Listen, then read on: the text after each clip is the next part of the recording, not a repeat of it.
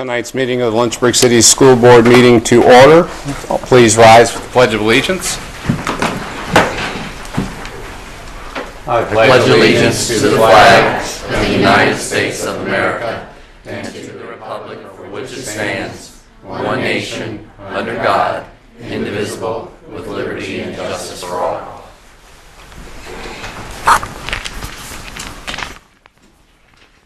We need to amend our agenda. I need a motion to add an addendum to item D2, personnel report.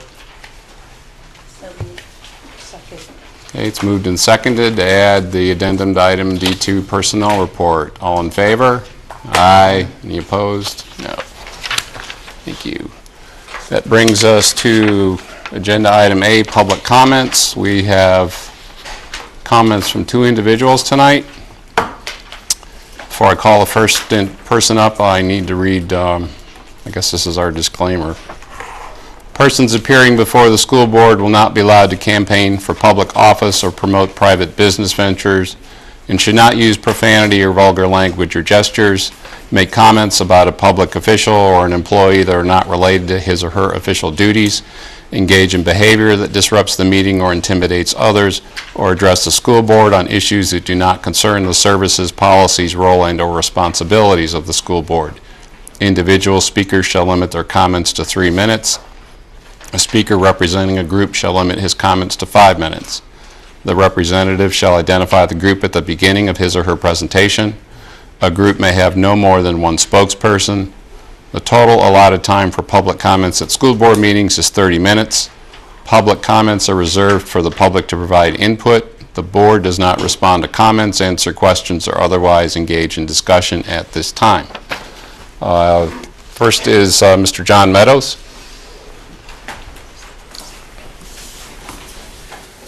And I'm speaking on behalf of a group of veteran teachers for Lynchburg City Schools. Inequities in the salary scale. First off, I'd like to thank you for allowing me to address this issue tonight. My name is John Meadows. I've been a teacher for 28 years, 20 of which has been in Lynchburg City Schools. Today I'm speaking on behalf of a group of veteran teachers for Lynchburg City Schools. Our goal today is to educate and open up the lines of communication about the inequities that are in the Lynchburg City Schools salary scale for teachers. Our first step was a meeting with Dr. Braybrand and Marie G. During this meeting, we presented several charts that showed the inequities in the salary scale. The meeting lasted approximately an hour and a half. At the end of the meeting, we requested feedback in a timely manner. After 3 weeks, we had not received any feedback, and feeling that these matters are long overdue from being addressed, we asked to speak to the board tonight. We are hoping over the next few board meetings that we can share the presentation with you and enlighten you on the inequities in the salary scale. The chart I would like to present today is a salary scale comparison, and you should have one of those. This chart shows the salary scale 08-09 and the current salary scale 16-17. The fourth column shows how much more or less a teacher is making today when compared to the 08-09 scale. What does this chart tell us?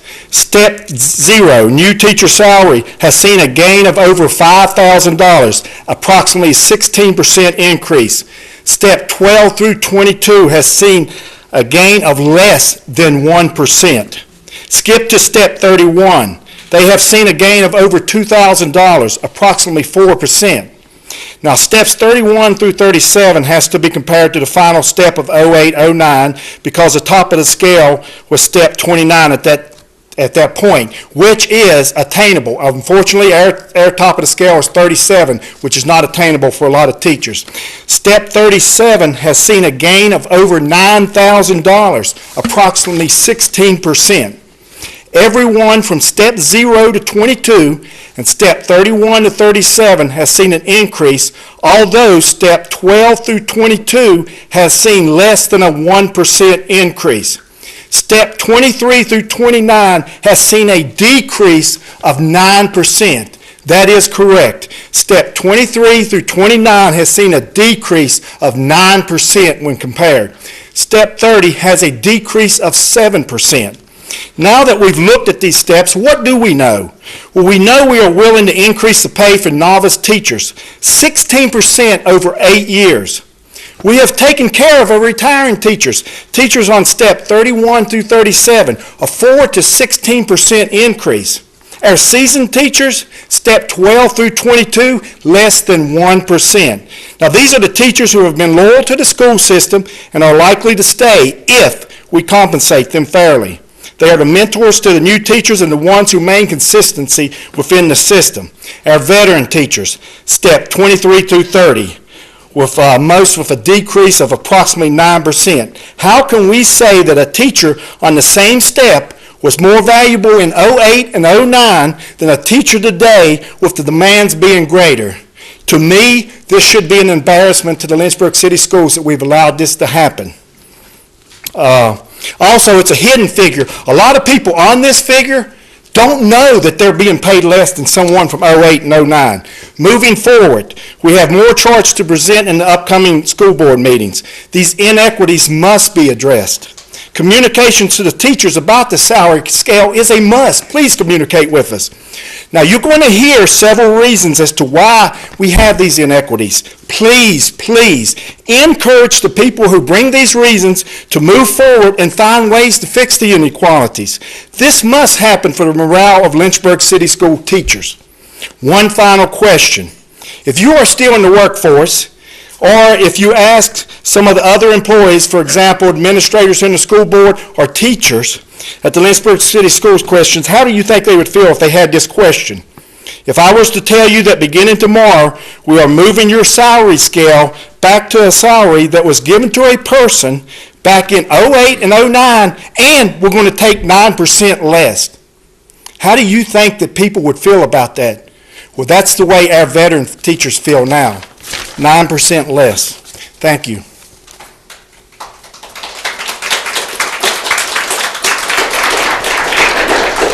Next is Mr. Robert Flood. Good evening. Same subject, same thing. Talking about ex-offenders not having the right to volunteer. I was thinking about what y'all done the last school board meeting. This started in 2014, now it's 2017. Y'all finally came up with something mended a different way, which is 5 years when a person is being sent home from being incarcerated. I still think that's unacceptable. When a person have done whatever they done and came home and is nonviolent, why do they have to wait 5 years to volunteer the school system? I mean, I just don't understand it. You know, when you put one of your kids or put yourself in a situation when you have never been in trouble in your life and you made a mistake and you got a felony, one felony on your record, and you go away for 2 or 3 years and you come back home, you have 2 or 3 kids at a school that you want to go up there and visit on a field trip, and the school system say you can't go because you got a felony on your record, but you have to wait 5 years before you can go volunteer. That just don't make sense. I can understand y'all have been talking about this for 3 years and still haven't came up with a good compromise. 15 years y'all was aiming at. Somehow y'all changed to 5. If you can change it to 5, you can change it to 0. Why you need to punish somebody twice? Especially if they've never done nothing in their lives and made a mistake and got a felony. Some people plead guilty because they can't afford to get a lawyer. Some people don't have to do that because they got money to do it. And all of a sudden they volunteer in the school system. You got people today in the school system that's volunteering and they're ex-offenders. So how do you screen them? That's all I'm asking. Think about it. And I continue to come here because 5 years is unacceptable. It don't make no sense. You know, God has blessed me over the years. I was one of the best athletes that ever came out of the city. And might have went further than anybody ever went in Lynchburg at one time. And tried out and got cut. Now I'm here talking about why do y'all push ex-offenders that's not predators, not sex offenders, they can't volunteer. I made a mistake. I gave Dr. Brand my transcript. I let him read it. I pleaded guilty to something that should have been a misdemeanor. but I've been bringing it ever since. God has blessed me to be doing what I'm doing. This ain't about me. It's about the people that don't come before me, after me. Think about it. If it was one of your kids that made a mistake. Thank you.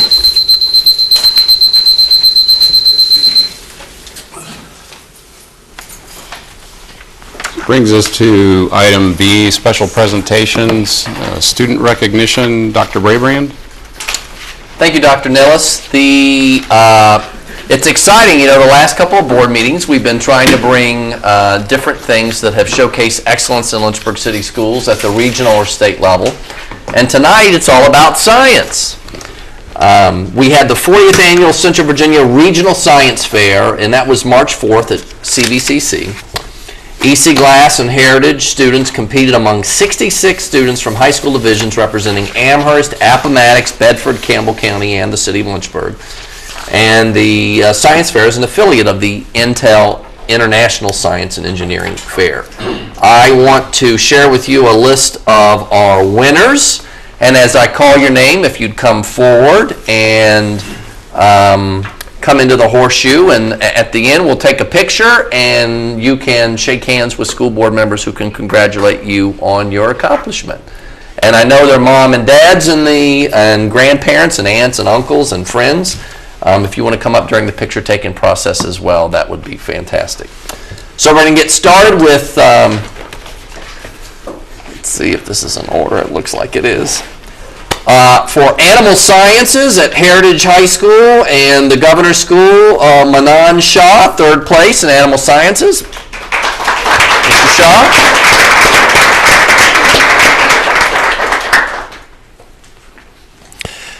Congratulations. In Chemistry, second place from EC Glass and also from Central Virginia Governor's School, Titawan Dustin in Chemistry. Let's give a round of applause. First place in Computer Science category from Glass and the Governor's School as well, Euban Rowe.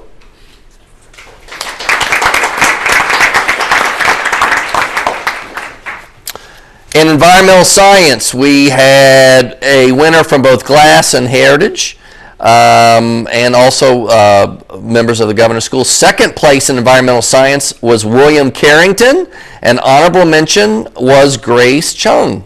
Are either of those two here? They're studying for their science AP test, probably. Is that right? Yeah. Oh my gosh, we picked tonight to, well, there we go. Well, we're letting them know that they're studying hard and we're acknowledging their success here. In mathematics, we had from EC Glass and the Governor's School, Jackson Riffey, first place in mathematics.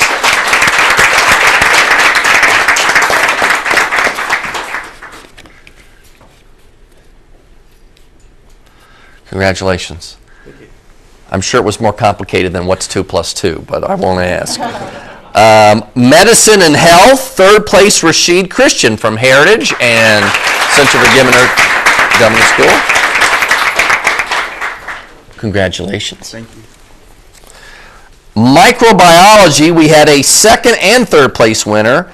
Third place was Eva Pontius from EC Glass and the Governor's School, and second place, Allison Palmer from Heritage and the Governor's School.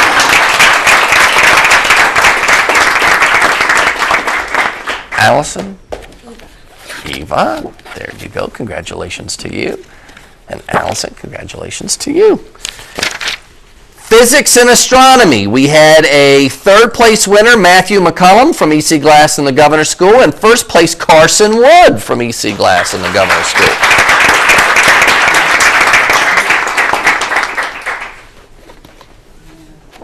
Carson? Thank you. Congratulations. Plant Sciences, we had Hunter Diminick from EC Glass and the Governor's School, first place in Plant Sciences. No. The biology AP test must be tomorrow. We also had some special awards. I don't think we have separate certificates for those, but Naval Research Award went to William Carrington and Titawan Dustin. A U.S. Metric Association Award went to Carson Wood. ASM Materials Education Foundation Engineering Award went to Mary Kate Cumberford from Heritage and Governor School. Mary Kate. Let me see. You know what? I may have yours back in the office. And Brianna Elliott won a U.S. Air Force Award along with Mary Kate Cumberford from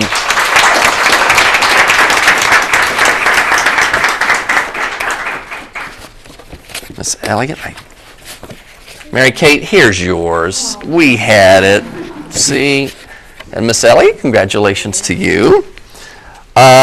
We also had Stockholm Water Prize nominations to William Carrington and Hunter Diminick.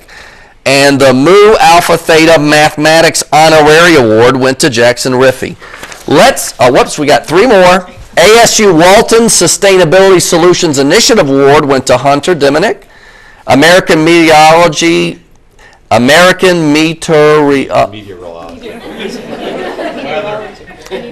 AMS Award went to Mr. Dustin, and the Virginia Dental Society for recognizing Science Talent Recognition Awards went to William Carrington. Let's give all these young people a big round of applause.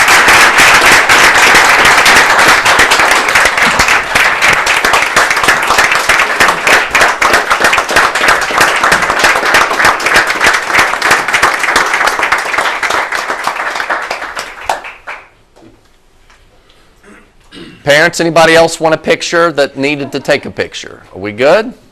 If you all would take a moment and just meet and greet with school board members, circulate around so they can congratulate you.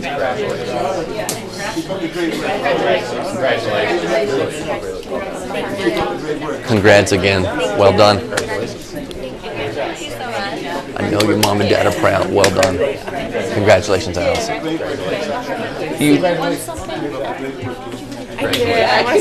Good job, man. It was a lucky night. You're so wonderful. Thank you. Thank you. I'd love to hear about the math sometime. Was it calc? No. Applied statistics? Congratulations. Oh, congratulations. Good job. I don't even know what a fractal is. Fractal. Okay.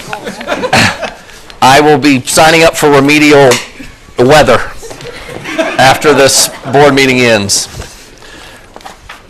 Again, I do want to thank also Maria Yeager, our science instructor, for her leadership. We've had a record number of kids in the science fair. Ms. Yeager, if you would stand and be recognized for your work. And I see Dr. Smith is here, and he is standing from the Governor's School, a big supporter of our science fair as well. You saw many kids were some of the top award winners, so congratulations, Dr. Smith.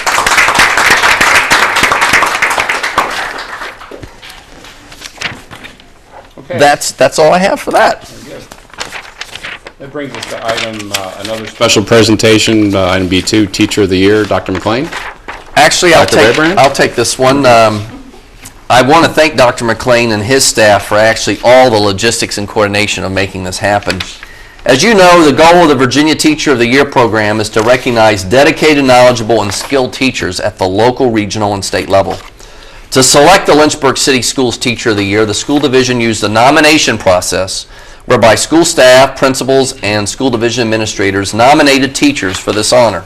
A team composed of parents, a past Teacher of the Year recipient, and central office staff then interviewed the nominated teachers. The team gave special consideration for the following characteristics: experience in the school division and in the field of teaching, professional development activities, classroom performances, membership in professional organizations, and community involvement. It is my pleasure this evening to introduce to you the Lynchburg City Schools Teacher of the Year. I'm going to introduce her as the final piece. I want you to know she is an English teacher at E.C. Glass High School. She has spent her entire career as an educator, including her student teaching at E.C. Glass. Beyond the role of classroom teacher, she has served as the newspaper sponsor, the activities director, English department chair, mentor teacher, club sponsor, freshman class sponsor, senior class sponsor, and a member of the school's PBIS team. In addition to these roles, she has served as the school's coordinator for the Virginia Center for Inclusive Communities programs. As the VCIC coordinator, she has led the school's participation in Project Inclusion, a 4-day retreat that provides students of various backgrounds the opportunity to come together to discuss topics around diversity and inclusiveness and how bias affects students within their own school. She is also working on finishing the arduous process of attaining national board certification. Ladies and gentlemen, it is my privilege and honor to introduce to you the Lynchburg City Schools Teacher of the Year, Ms. Heather McCormick.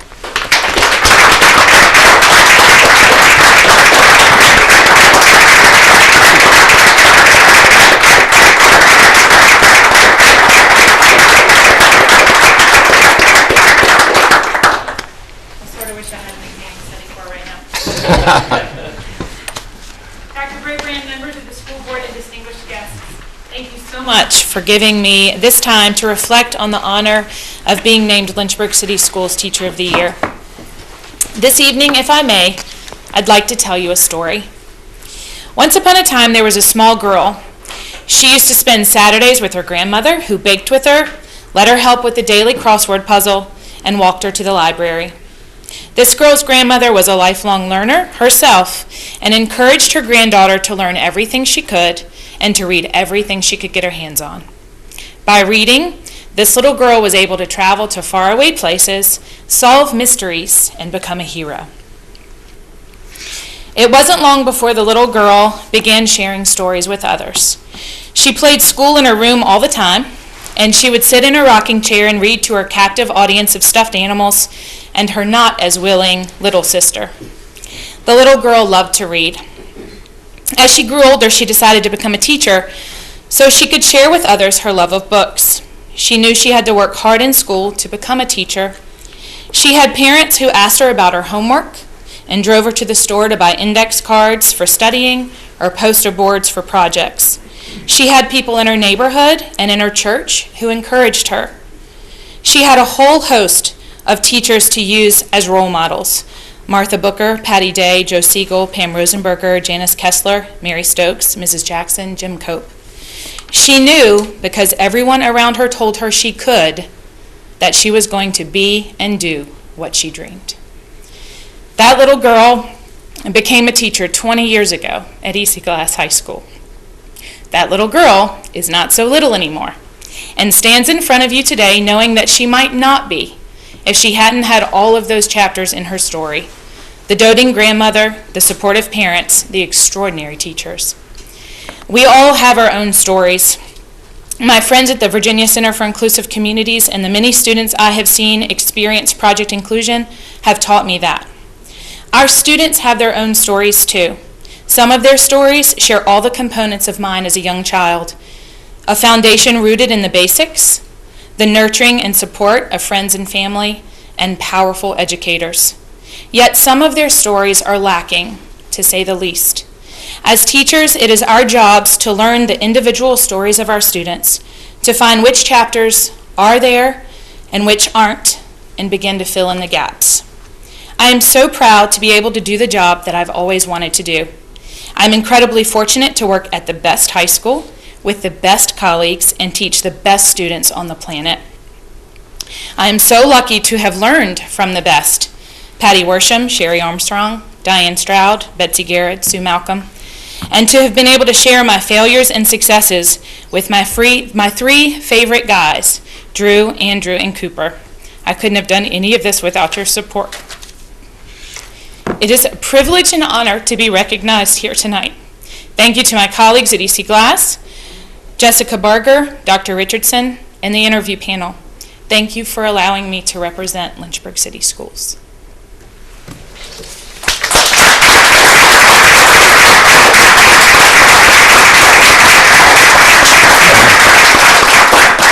Now, Heather, I know Dr. Richardson is here and your family is here. If you'd like to come up into the horseshoe and have a picture taken with the school board and then have a chance to meet each individual school board member so they can offer you congratulations, that would be wonderful. Would your family like to join you up? And Dr. Richardson, come on. Sure.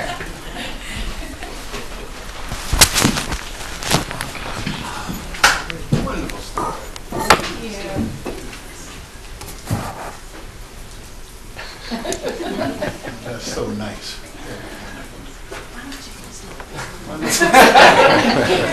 Wonderful thing.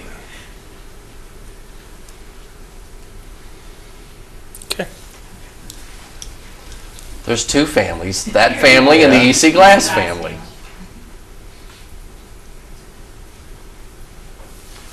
Congratulations, Heather. Congratulations. Thank you so Yes, much. Thank you. Congratulations. Congratulations.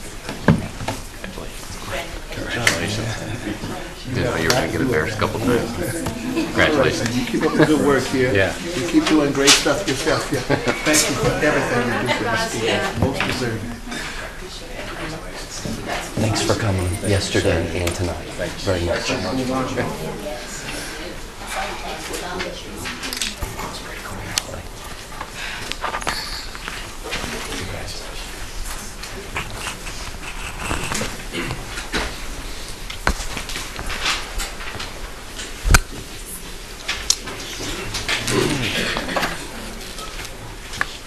Okay, very good. Thank you. Brings us to item C, the finance report. Mr. Beckles. Good evening. You have before you the financial statements for the 9 months ended March 31st, 2017. Just a few things I'd like to bring to your attention on the revenue side. So if we can first go to the revenue page. In fact, go to page 11, the revised sheet. As far as our revenue is concerned, if you remember back in December when the state revised their tax revenue and they revised it down, at this point we seem to be able to on track to make the revised tax revenue. So from the sales tax perspective, at this point I don't see any reason why we would not make that number. So that's a good thing. The second thing I want to point out to your attention, if you look at about the middle of page 11, our deficit right now, or revenue shortfall compared to budget, is $428,000. Although our March ADM is 8,030 students, we only went down 20 students compared to budget. That did not affect us significantly from a revenue perspective. If you look on the page, the first item, 278 deficit on the sales tax revenue, 278, and then about a third down, you see 360,000, which was the we had in the budget the salary supplement that we did not get. If you look at those two items alone make up more than the 428. So those two items right there is the major difference for the decrease in the state revenue. But if you look at the bottom line on page 12, so far we only our revenue is under budget by $302,000. So you see we have made up a significant amount of, if it wasn't for those two items, we would be pretty much on schedule with our original state and revenue budget. So from a revenue side of it, at this point, I'm not worried about the 302. I think we'll make up some of that by June, but we will not be significantly affected by the ADM drop. The significance is the $300,000 decrease in sales revenue, and then not getting the $360,000 for the 2% salary compensation. So from a revenue side, I think we're doing pretty good, and no concerns there. On the expense side, no significant items there. If you notice in transportation, we still have some negative numbers, and you'll see in the budget reallocation, I'm requesting some reallocations to take care of those negative numbers. Outside of that, nothing on the disbursement side. I would like to bring to your attention, though, our healthcare costs is a little bit higher, basically because last year, same time, we had 13 claims. When we call claims done greater than $75,000 each, that was $2 million. This year, we have 21 claims for $2.9 million. So you see it went up almost $940,000 because of the increase in the number of claims. But again, I'm not too concerned with that because we could rely on the healthcare reserve. So I will be bringing back to you before the June 30th to draw funds from the reserve to help with this, so that it won't affect the current insurance rates. We'll have to deal with that next year, but this year we have the reserve to take care of that increase. I think I've been reminding the board periodically that at some point we were going pretty good on our claims. At some point it had to go up. Well, just the law of averages, it was going to go up. And it has materialized to a certain extent. But that was the main purpose why we did build our health care reserve in the event we have stuff like this. It'll take care of it without causing a rippling effect in the current year's operating budget. Outside of that, I don't have any other items to bring to your attention at this time. Okay. Board member questions? Mr. Pollard? With the health insurance claims, were those accident or sickness? Accumulation of things. You have a lot of cancer, a lot of circulatory and gastro sicknesses that were very expensive. Okay, sickness. Thank you. There just seemed to be an increase in the number of, I guess, the expensive ailments. One of the things that we are doing, if I can share, Mr. Beckles, and maybe you'd like to elaborate, we just shared out with staff this week a proactive wellness app that can be put on their computer or mobile. I don't know whether you want to talk a little bit more, or maybe we can do it at a presentation in the future. Our benefits folks are really trying to be proactive with employees and create a culture of wellness for our school system because, one, we want our employees to be healthy, and two, honestly, the health of employees is something that has a financial impact to the system. So we really are pleased that we've got this new additional app, and perhaps There are a few things that we're doing differently. It may be good to the next board meeting to bring a presentation to let the board know what we're trying to do to encourage wellness. So we can do that. I know you had brought us up to date with some of the accidents that we were concerned about last year, so that's what I was trying to say. That was workers' comp, two different things. Thank you. This is just regular, I call it medical illnesses. Okay. The one you're referring to, accidents on the job, in the workplace. Thank you. Two different, they both end in injuries, but two different insurances we're speaking about. Thank you. Dr. Coleman? The transportation issue is something that was predictable, and therefore the provision is in place to take care of that. Is that what I'm hearing you to say? Agenda item, where are we? H2. Okay. We'll talk about that when we get to H2. Thank you, sir. But again, if you remember, these negatives were running a couple months, and I've been pointing out that I would bring closer to the end the reallocation to take care of it, and that's what we'll talk about H2. Any other questions, comments? Okay, all right, thank you. Brings us to the consent agenda, which consists of the school board meeting minutes from April 18th, our regular meeting, and the personnel report and addendum. Okay, it's moved and seconded to approve the consent agenda. All in favor? Aye. Any opposed? No. Brings us to student representative comments. Ms. Marshall, what's going on at Glass?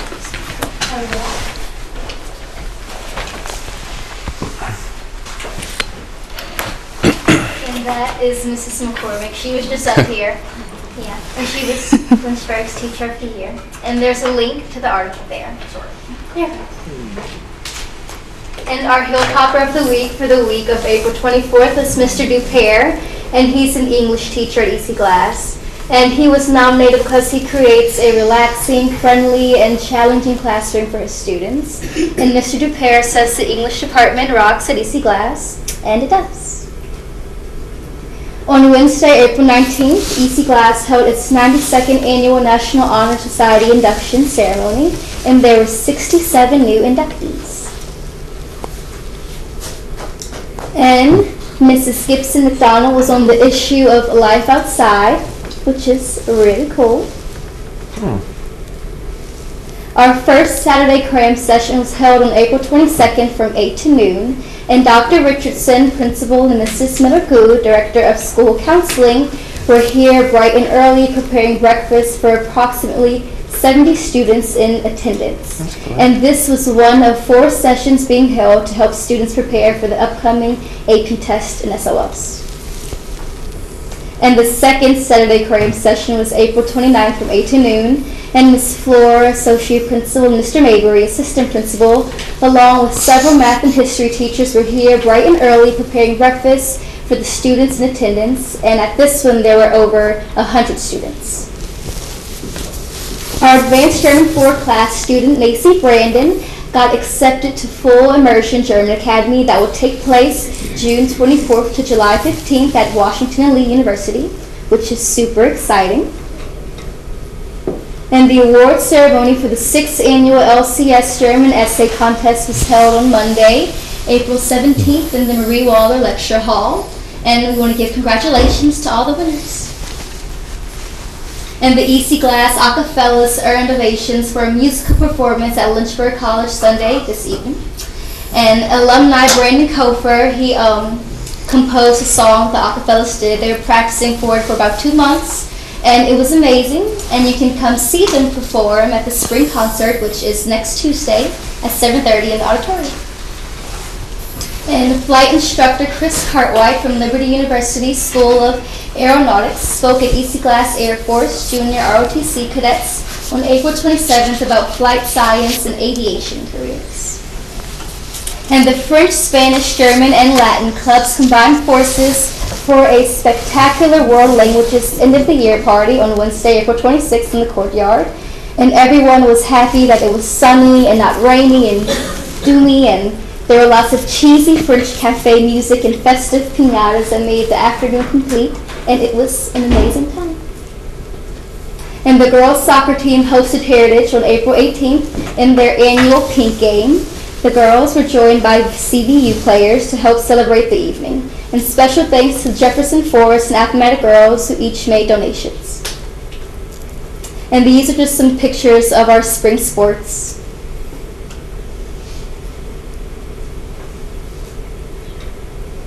And the next slide is just a list of all the upcoming events we have. Thank you. Thank you. Very good to see Glass is not letting up at all. Excuse me, Miss Page. What's going on at Heritage? Well, we had prom on Saturday, and that was exciting. And we had after prom at Heritage this year, which was also very cool because my after proms were always at Putt Putt. It was nice to be back at home for 1 o'clock in the morning. You have air conditioning in the Yes. field house now. Yes, we do. Makes That'll a be difference. awesome for graduation. Sorry, I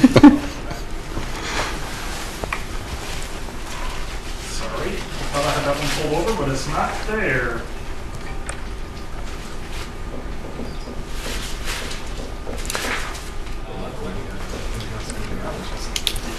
So what'd you have for dinner for prom? I guess we can start with that. Where'd you go?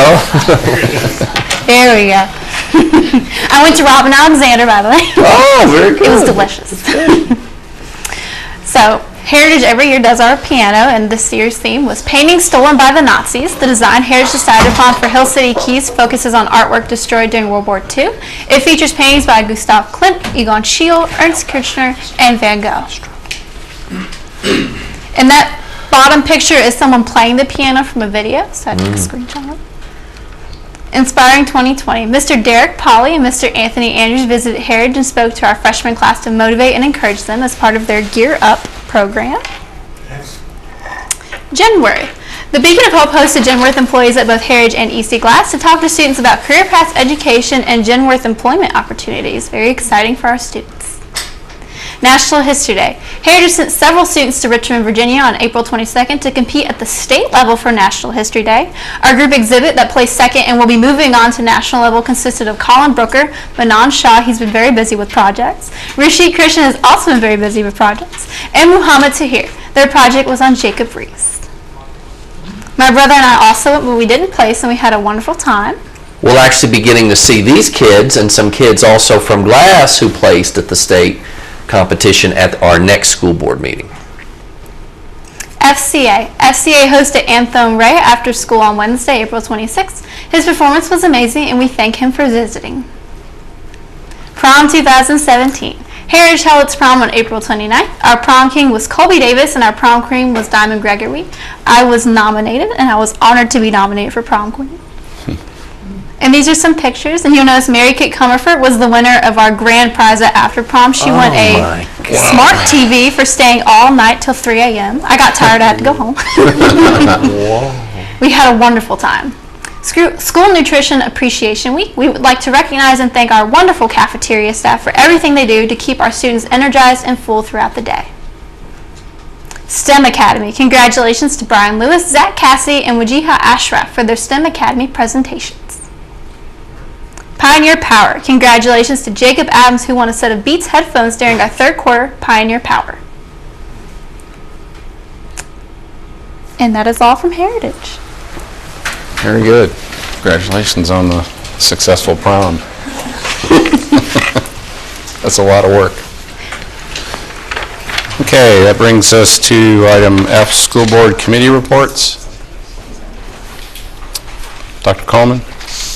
Very briefly, Mr. Chair, there was a very well-attended meeting of the Equity Task Force, and a new idea is budding around parental engagement for Bass and Darrington elementary schools with appropriate visitations and wraparound services.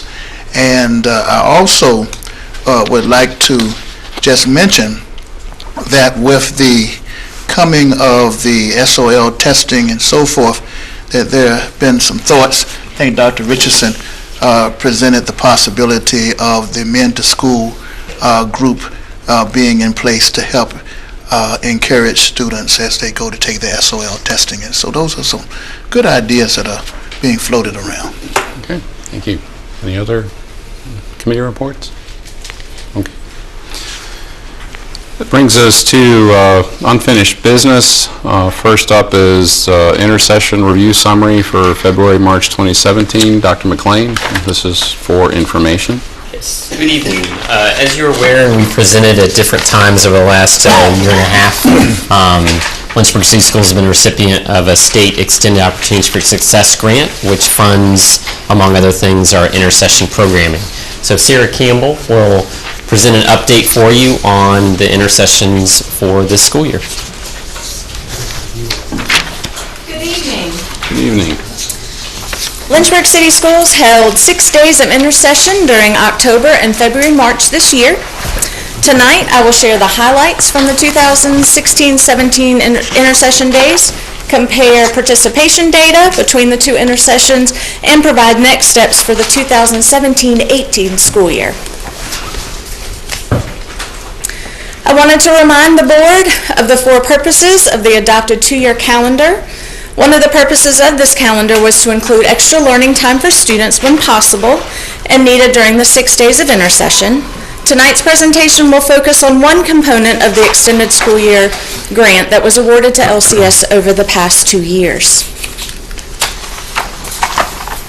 In September 2015, LCS was awarded $368,318 from the Virginia Department of Education for an extended school year grant entitled Extending Opportunities for Success. The intent of the grant funds is to be spent over a 2-year period.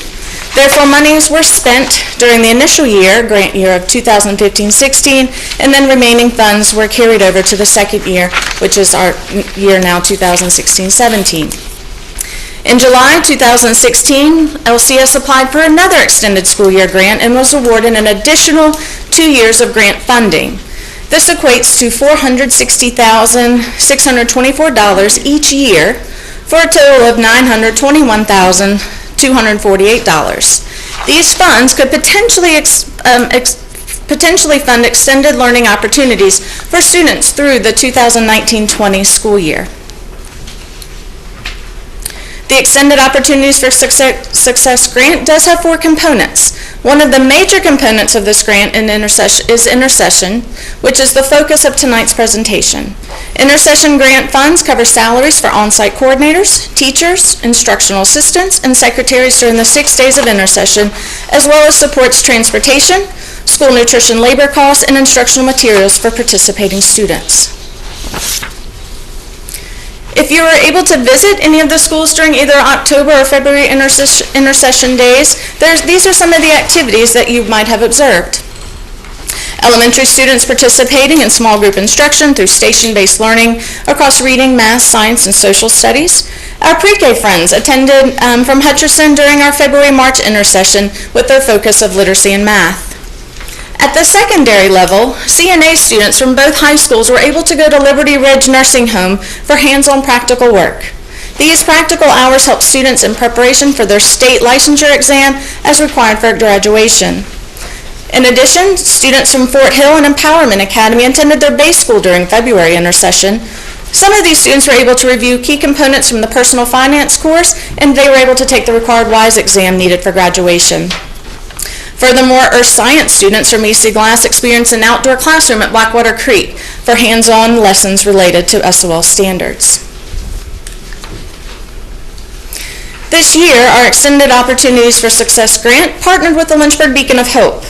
We are grateful for this partnership as they provided support to both our middle and high school students. Local college tutors and team building activities were provided at the middle school level. Team building activities included students working together in small groups to complete an assigned task during an allotted amount of time. The students learned to communicate, to use problem-solving strategies, to build structures with given materials. They had to design movable objects that met specific criteria, and they also put puzzles together with varying directions. It was very encouraging to watch these students work together to solve a common task. In addition, the Lynchburg Beacon of Hope led daily sessions at both high schools that included completing college applications in FAFSA, ACT Prep, and SAT Prep. It is evident that we increased participation between October and February intersession this year based on the data presented on this slide. Overall, we saw a 22% increase in students participating in at least one day of intersession.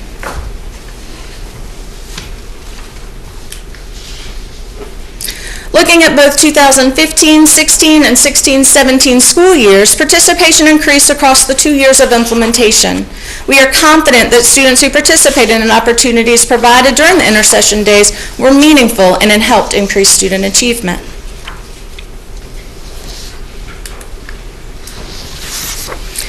As we look ahead to next school year, the LCS calendar includes 3 days of intersession in October.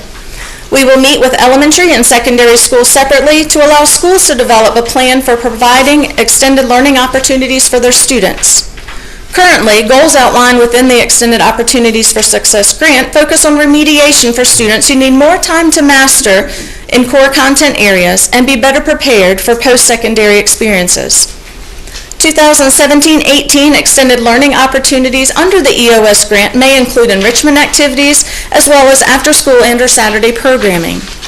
All changes to extended learning opportunities, including the reduction from 6 days to 3 days, will require an amendment to the Virginia Department of Education prior to implementation. Again, thank you for your support to each of our schools during this initiative for Lynchburg City Schools. Together, our tradition of excellence will continue to meet every student by name and by need to graduation.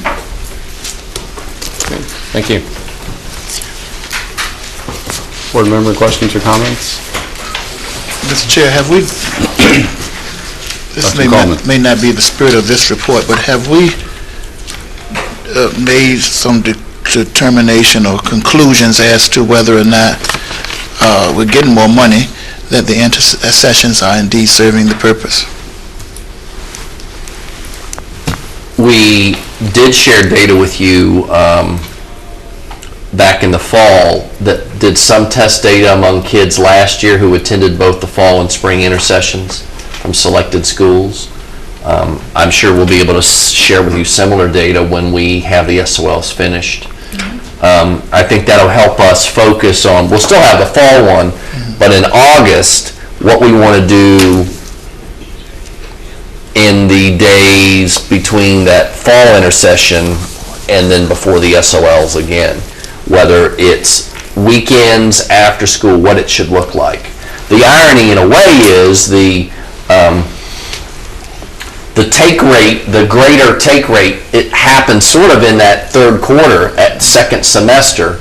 And while we won't have the intersession, what can we do for after school and Saturdays? You just saw Glass present 70 kids one Saturday, 100 kids another. if we string that into a series of Saturday sessions starting, I'm just brainstorming, starting in January, we're going to have Saturday sessions all the way leading up to AP and SOLs. So we'll run the numbers when the SOLs are done based on the intersession this year, and it'll help us define how we want to structure our days next year, whether they're afternoons or weekends beyond the fall intersession. Dr. McLean? I can also add, and Sarah can include it if, as appropriate, we also provide an annual summary report to the state as part of the grant, where we go back to what the goals were and provide information. That's usually done in August. August 1st. Yeah. Is So the date we for can this also year. provide that information if the board would like. Thank you, sir. Okay. Other questions or comments? The increase in participation is impressive. Was that because more students might have been invited or encouraged to attend, or better incentives? What do you think contributed to that? I think more just the offerings of what, looking at the need of what was needed for the school, for the students, and then the offerings, and then students just took up on the various opportunities that were provided, especially at our secondary level. And I would add probably, especially that secondary, yes, that I think we learn as we go, and so you notice some of what you saw Glass doing, sort of that, and that partnership with Beacon of Hope, some of those different pieces, learning what students, what are those needs and how we fit them, so I think we've gotten a little bit more strategic as we've gone along at each school level. Good, very good. Okay. All right, very good, thank you. Thank you. Next is item G2, the school calendar for 2016-17, and that is for action today. Yes. Dr. Braybrand. Thank you, Dr. Nillis. This is something new that I'm bringing to the board tonight. Each year, the school division incorporates time into the school instructional day that allows for time to be missed in the event of inclement weather. Given the small number of days missed this year due to weather-related events, the school administration is proposing that May 26th, which is the Friday before Memorial Day, become a non-work day for students and staff. This would allow our students and teachers to have an extended break for the Memorial Day weekend and allow our families to get an early start as well on any plans they may have to gather with family over that weekend. We would have to modify the school calendar to make this day a holiday for our school and community. You heard tonight concerns with our folks about what we can do for compensation. Sometimes we do everything we can and we have constraints on that. Some divisions have looked at trying to end the school year a little early. We looked at that, but frankly, we're doing SOL testing and other remediation up till the very days before graduation at our high schools. But we looked and there was no SOL test conflict on this date. There were a few field trips. Some would be rescheduled and others would simply go on as scheduled based on they were optional anyway for students to attend. But we think this is a way to reward our students and staff with an extra day and to allow our community, many of who do have travel plans, to go away for the Memorial Day weekend. And we bring it to you for your consideration. Okay, thank you. So, questions or comments on this proposed calendar revision? Dr. Coleman. I must admit several of the students regretted not having the snow, but they certainly would be appreciative of this, and I share the sentiments of the superintendent. I know other board members have input, but I certainly would be in support of such a motion. Ms. Page. As a student and a senior with senioritis, I would love to have an extra day off. And take into consideration that some of us do travel. My friends are traveling Memorial Day weekend, and would give them the head start. And I'm going on a DC field trip the day before. We're going to get back late that night, so it would be nice to not have to wake up at 5 o'clock the next day. Just my support. too. Okay, As a thank you. student. Thank you. I want the board to know I had no prior knowledge of Ms. Page's schedule for the week before making this proposal. Okay. It seems as though staff members have gotten wind of this, and I've gotten several excited text messages the last 2 days saying, hey, are we going to do this? This is exciting. So I've heard some staff in support of it, so I think it's a good thing. Okay. Any other? Okay. I move the adoption of the recommendation. So motions to approve May 26th as a holiday for students and staff. Is that correct? So it's been moved and seconded. Is there any further discussion? Okay. All in favor? Aye. Any opposed? No. Okay. Motion passes. Enjoy your day off. Thank you. Brings us to item H, new business, Carl Perkins funds for 2017-18. Dr. McLean? Yes, we're bringing for you tonight the proposed plan that we do annually for the Carl Perkins funds, and calling Mr. Dillinger. Good evening. And thank y'all running off that last vote. Come on, we can do better than that.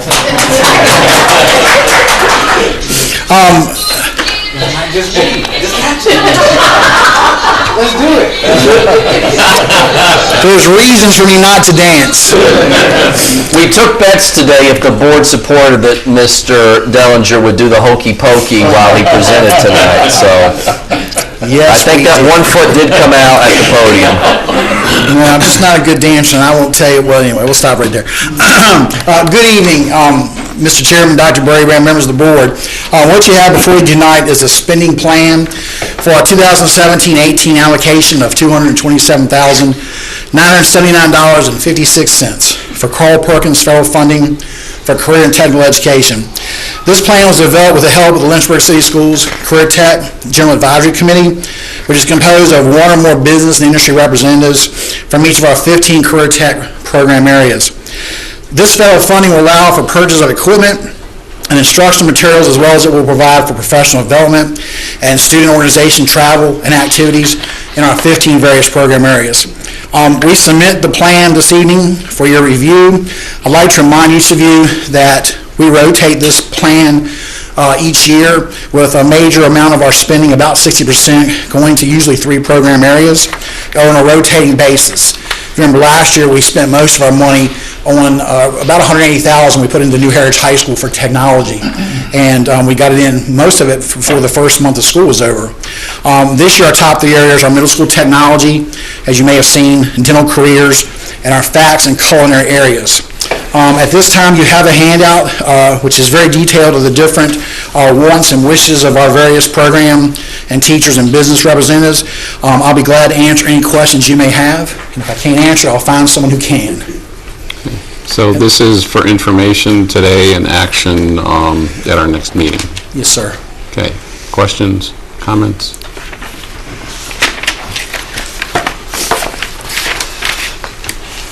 I would share, if the board has questions between now and the next meeting, if you get them to me throughout this week, I can make sure they're incorporated in a Friday memo either this week or next week before the next board meeting. I know it's a lot of material, and Mr. Dellinger does have a very collaborative process where he works with the teachers to come up with these needs. This is not done, this isn't a budget built in the central office, it's built in the classroom with career tech folks and what their needs are for the coming school year. Exactly. How many business industry representatives do you have on your We have, committee? when everyone attends our meetings, we have 22. We have 15 that represent each program area, and then we have a gentleman from the workforce development area. We have a person, two members from community college, Mr. Sanders and Dr. Myrtle Mickles, and one person from the Department of Labor, Wendell Walker, and I'm thinking there's one other. So we have some ad hoc members to give us general advisory about spending. Okay. Any others? Any other questions? Okay. I know it's a lot. All right. If anything comes up in the meantime, please forward to Dr. Brabrand. Or give me a call, or whatever you'd like to do. I know it's a 3-pager this year. It's larger than usual. All right. Thank you. Thank you. And thank you again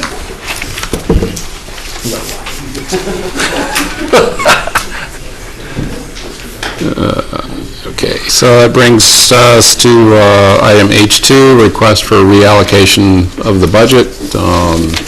Mr. Beckles, Dr. Brabrand? I'm going to let Mr. Beckles start, and I'll share additional comments at the end if I feel called to. As you know, I will just say, maybe to remind the public, we do reallocations at the beginning of the year in the fall, and then we do one in the spring, where we look to see if we have some additional needs that need to be met by the school division and that we found efficiencies somewhere else during the year. This is a similar process that the city has when they have their first quarter and third quarter review, and we're doing the same thing here this evening. Mr. Beckles will outline to you what our key areas are for reallocation.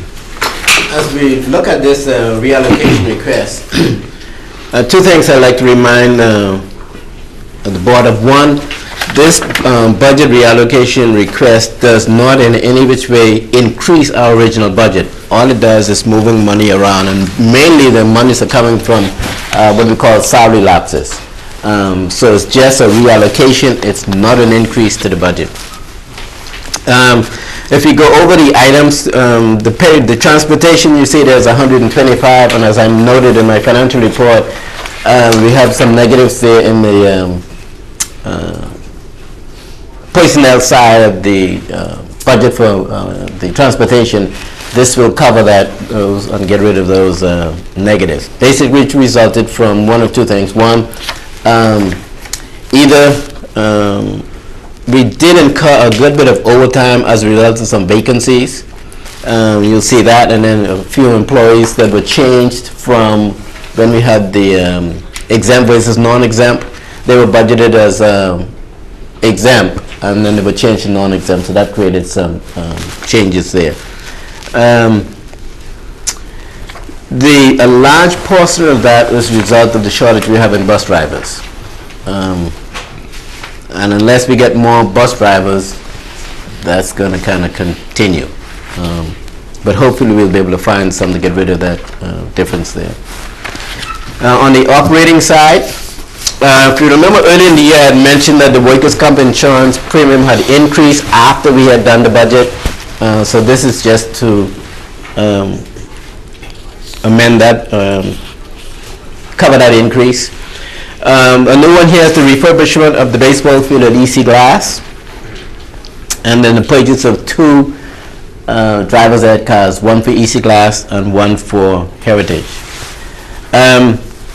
We had previously budgeted for the transportation fuel to be lower. If you remember the year before, it was high, and then the fuel prices went down and didn't go back up. So that's the reason for this $75,000 there. And then the IT supplies. One of the things we did not do, and I guess my fault, I didn't realize when we did the fund balance reallocation for Empowerment Academy, I totally forgot that IT had spent some of their money to do it. Some of this is that. And the other portion of that amount is, one of the things we try to do within the budget year is to appropriately and efficiently spend our budget down. Well, IT did it last year, not realizing that the effect of prepaying their expenses. You can't pay 17 expenses in 16, so we had to reverse it. When you reverse it, you have the effect of having that expense in the next year, and that's resulted in some of in this 45,000. That's 60,000.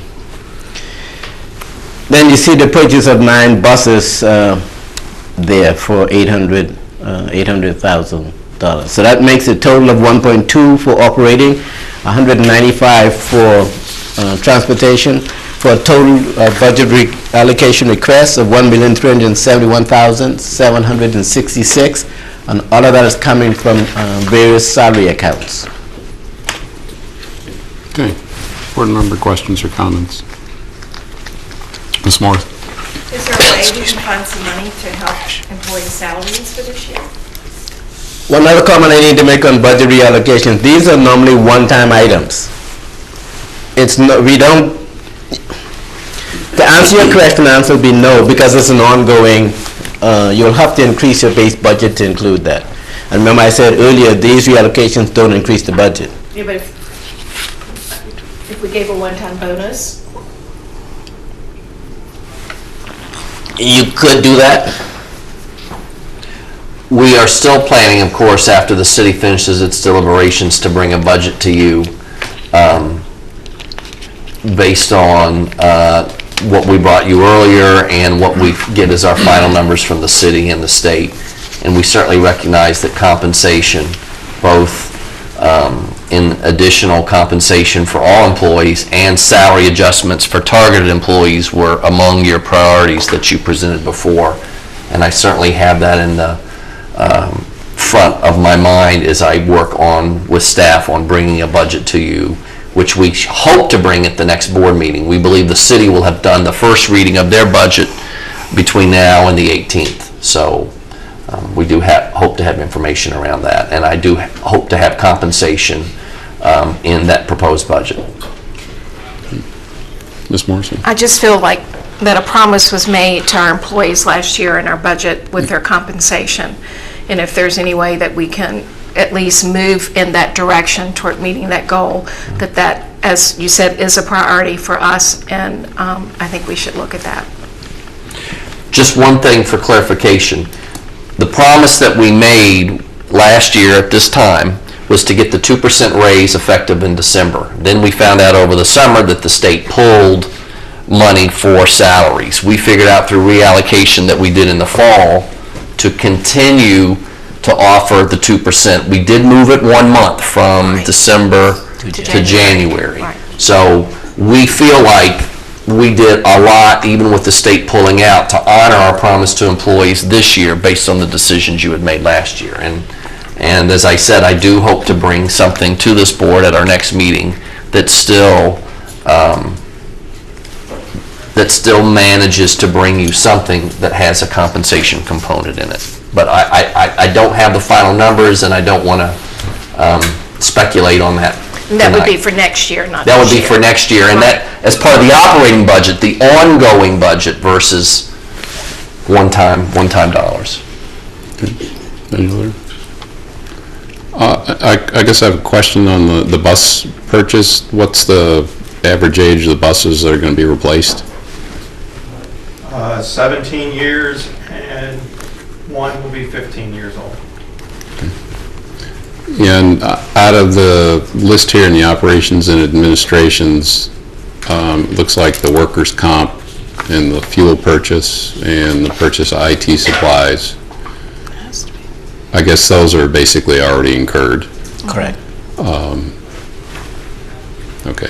If you're looking at that, the only one... Well, I'm just thinking, you know, if there was a budget collapse or issue in the next couple of months, that, you know, would there be some funds available? Oh, no, if that budget will collapse within a month... No, I don't think that's going to happen. Just in terms of what funds have been committed at this point. Well, maybe I should rephrase that, not a collapse, just what's... No, let's take the collapse. If that was to happen, yes. For example, we wouldn't do the baseball field. I wouldn't buy the cars. We'll tighten up on the fuel. We wouldn't buy the buses. So, I mean, I do have a plan B in event things go... We're talking theoretically, if there were a collapse, Mr. Beckles would draw back on the plan presented, but this is the plan for the reallocation of dollars. If we had a lightning bolt tomorrow, yeah, we would have to come back and, you know... I would not hit that wall intentionally. I know. You drive very well. You drive the budget bus very well. We would not hit that. Mr. Copeland, did you want to add to that comment? Since this board consists of many different people than we had several years ago, if I could take a moment to talk about the bus replacement schedule that was put in place. Sure. And the criticality of it. I'm good with that. Other board members? Right. Okay.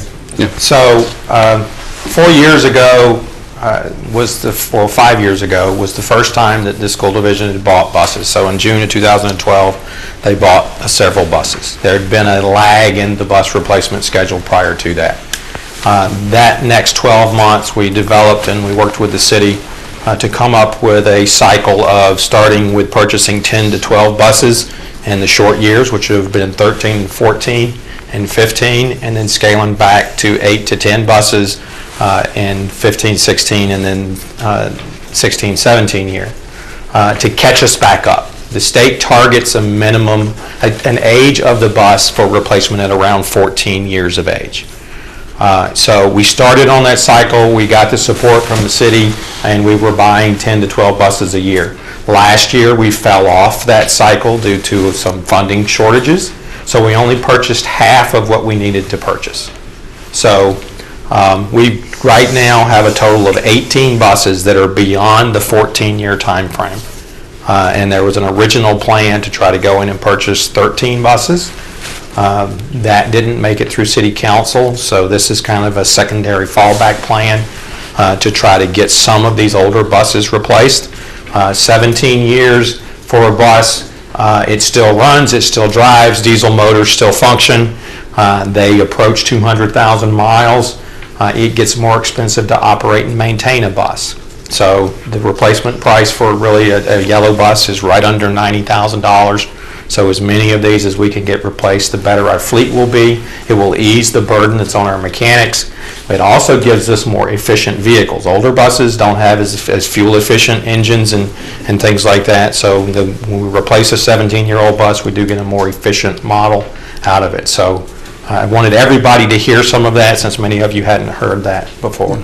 Dr. Sinha? How big is the fleet? The whole fleet? Oh, you would ask that. I didn't print off. It's around 115 vehicles total.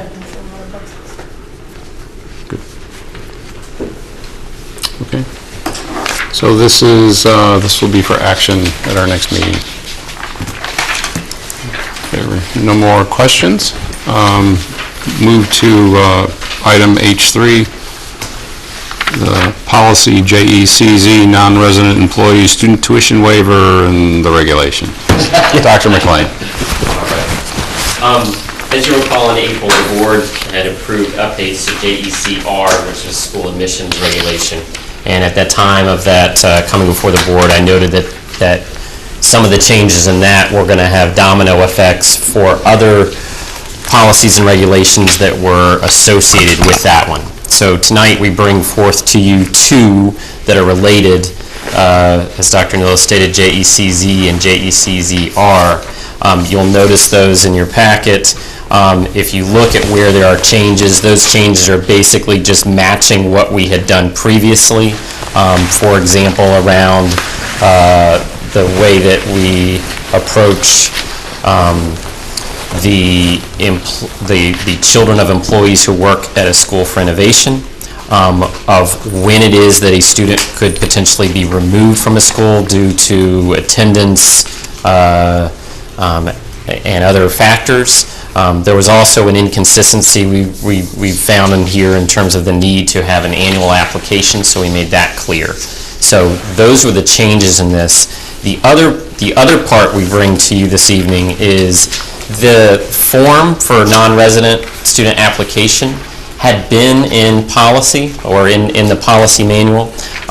Most of our forms are not. Don't know the full history of how this one got to be in there. We tend to prefer not to have forms themselves in policy because there's oftentimes with forms you have to make a small change. If they're in the policy, we have to bring that back to the board, even if we just have to change a line and the order of it and things like that. We do ask to be able to remove it from policy, and we provided for you the current draft of that form that we would like to move forward on. That form has been updated mostly to match the regulations and policy that were approved this last time. You'll notice things like in the student information on that form, we do ask for certain types of services that students may need. That was in the old form, but only partially so we expanded upon that. We added some of the agreement language. We expanded upon that to match the policy and regulation updates. And it's also the case we tended to previously just charge the tuition rate in cases of non-residents that were not employees even though in the policy regulation, we said that you could also be charged for other services. So we have updated the form to match where that could be calculated for each situation. So those are the updates that we bring to you this evening for information and action next meeting. Okay. Board member, Ms. Morrison. I have a question regarding the Schools for Innovations. Do we usually have a waiting list for those schools? In most situations, yes, not in all. It depends. It's by grade level. Okay. So that will depend. It will depend from year to year. I can guarantee you, basically, like T.C. Miller Kindergarten always has a wait list. Dunbar Middle School, 6th grade, always recently has had a wait list. So what we had brought forth before was the idea that it's a tricky balance, but if you're an employee in a school that's not a school for innovation, you could have your children with you. Right. If you're an employee that's in a school for innovation now, with the approval of the board last time, you can also now have your child with you. But that will bump a city resident from being in that school? If it is a case where there's a wait list, yes. Yes. And is the Go Center considered in this grouping? It is not for the Go Center and for others like Gov School and those. It's on a space available basis, Right. so it doesn't apply the same to a employee because that's really a program at a school rather than being in the school itself. That was I had a couple of questions about that, and I did hear some rumblings about the number of 6th graders on the wait list for Dunbar. People were anxious about not getting to go and concerned about if we're opening up to people who are not in Lynchburg and taking places from people who pay taxes in Lynchburg from having their children go there.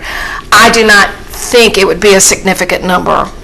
Yeah, I'm not aware if we actually have any situation in 6th grade at Dunbar that would have that situation this year. We haven't run all those yet, but I'm thinking we're talking the magnitude of 5 or 6 across all schools. 5 or 6 across all schools. I'd say I can't think of any school where it's more than one person, one employee. But let me just share the balance of that is our principals are trying to continue to attract and retain high-quality teachers. Teachers have the right to have their child at every school except these schools of innovation.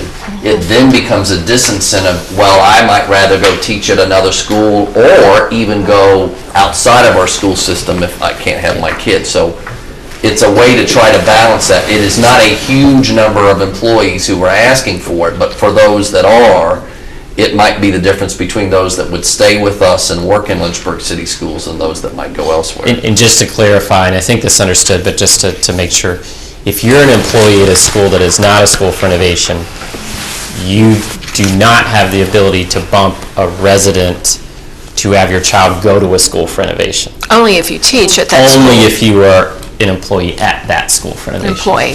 And I fully support that you want your teachers involved in the school, and to have your children at the school gives you greater access to activities and support for the school, so I understand that. It's just a balancing act between people who do pay taxes to support our school system I know. and not getting into these programs, and how we balance that, and Understood. just raising the point. Ms. Carter? And I have the same concern, thank you, that, so will we be looking at that to see how that's going, if there are major issues? We can certainly monitor with you the numbers and let you know what it's like. I mean, we originally, the policy as adopted, what, a year or 2 years ago, did not include those, but I had principals coming to me saying, I'm going to lose teachers that parents in this community love and want to be here, but they're not going to get on 2 different calendars and 2 different systems. You know, it would be easier for them to go to the system that they reside in so that they can be with their child. And you know, I wanted, it's a balance. There's no doubt it's a balancing act, and I know the different boards have debated it and come to different places. To be honest, as you may recall, a couple of years ago, we actually had the right, our non-resident employees were able to have kids at their school, and our city employees did not have that right. So we made sure our city residents who are employees had the right. This is just a chance to continue to help attract and retain good teachers in our school, and that they can have their kid with them, whether they're in the city or in the county or even at a school for innovation. So we've really created a level playing field for our city employees and our county employees who have kids. Our employees will all have that opportunity to still have their kids be in the school in which they teach, whether they live in our city or not. Ms. Snyder? Under the list of how people will be placed, the eligibility, the letter C, the public school choice students, do we still have any of those? Or? Go ahead. You may have better data than I do, so I won't. What's your data? I think I thought we had 2 kids left. Is that right? I knew we were counting down. Yeah, it's certainly less than 5. Yeah. Yeah. It's down to the very, very, very few, and I think actually we've figured it out because we brought the board every year what our transportation cost would be, and both of these kids are getting transportation either on an existing bus or they're providing their own transportation to the school. So we really have no additional cost this coming budget year as a result of school choice from No Child Left Behind that was several years ago. I've realized one other point that I meant to mention. One of the things you'll notice in the form, we at this point have pulled out tuition cost, which had been in the previous form. What we'd like to do is bring back to the board as a separate document an update on fees and costs. We do want to look at that tuition for folks who are coming from outside the county, to the point about taxpayers, because that had not been adjusted in a number of years. So we are looking at that as well, and we would bring that back in a separate list of fees. Okay. Do you anticipate any other policies that might need adjusting based on parallel with this one? These appear to be, I mean, we'll keep reviewing to see if anything else bubbles up. There is, not on the policy front, but on the form front, in terms of forms, we are also trying to make this form be very consistent in ways that are similar for like a babysitter hardship form and other things like that. So we're adjusting those, but those are outside of policy and regulation. Okay. So that will be up for decision at our next meeting. Ms. Carter? Do we want to place the Perkins funds and this on the consent agenda? If that's... I think the Perkins Fund's probably, you have any issues with the Perkins Fund being placed on the consent agenda? Okay. I'm not sure this one, you're talking about this one also? Yes, if there weren't any other. I'm not willing to put it on the consent agenda right now for me, so. Okay. Additional comments or questions? Okay. Thank you. Well, again, this will come up for vote at our next meeting. That brings us to item I, superintendent's comments. Yes, thank you, Dr. Nils. We got to see our Lynchburg City Schools Teacher of the Year this evening, but actually Teacher Appreciation Week is next week. The board doesn't meet next week, so we brought you our Teacher Appreciation program tonight. We also included in our Superintendent Preview today all of our Teacher of the Year nominees for every school, along with our Support Employee of the Year nominees. So please, as you see them, feel free to congratulate them on their outstanding work. I want the board to know that we have scheduled a board finance meeting for this Thursday at 12:30. I believe Ms. Sullivan has already sent that out to the applicable board members. This week is School Nutrition Employee Appreciation Week. You saw that when you saw the Heritage presentation. I don't know if you caught that the shirt, and I've got glasses, but my eyesight's a little whatever. It's like I'm a superhero, I'm a food and nutrition, and I think it's so neat to talk about culture that we're recognizing the contributions of all of our employees, and we're making our kids and our other staff aware of what they do. We celebrated science tonight. We continue to partner with our local universities. Randolph College, we are participating in their Science Challenge, which is coming up this week.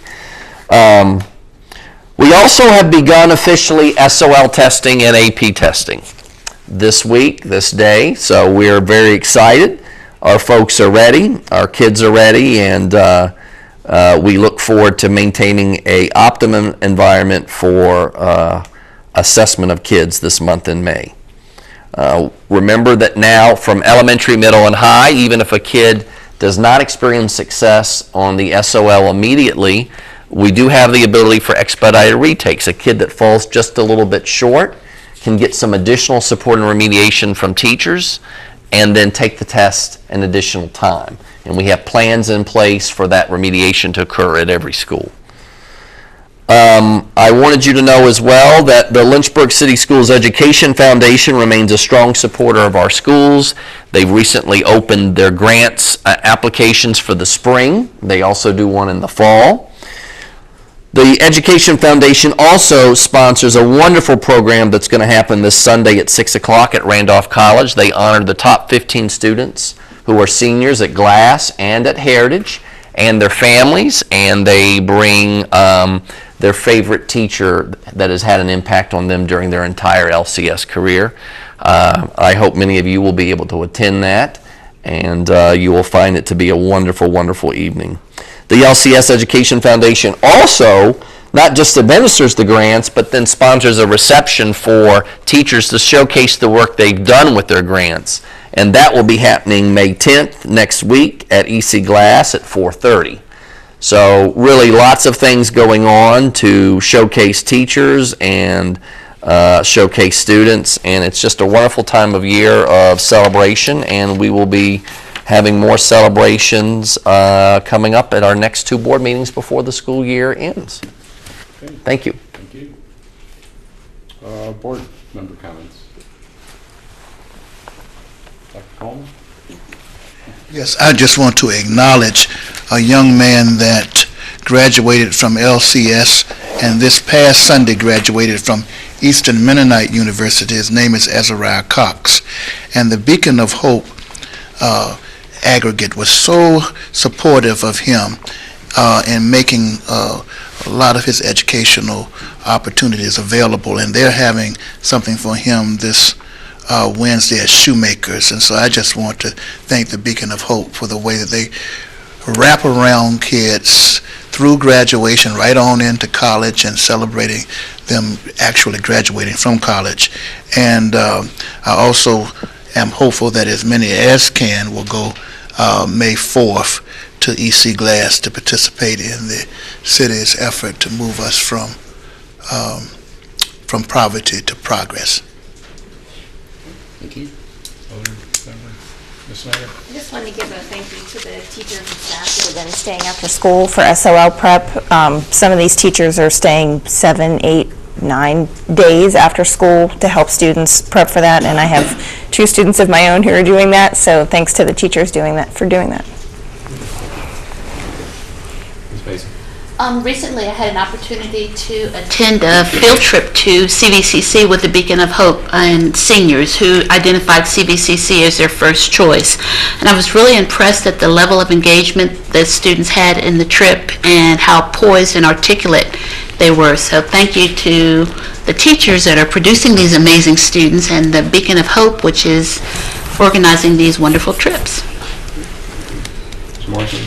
I had the privilege of attending, is 24, Math 24? Is it 24 Challenge. 24 Challenge. 24 Challenge, and the young educated students sitting there were answering the questions, the math questions, before I could even read them. I mean, they were that fast, but somebody put a challenge on the table for the school board to have a competition before the next one.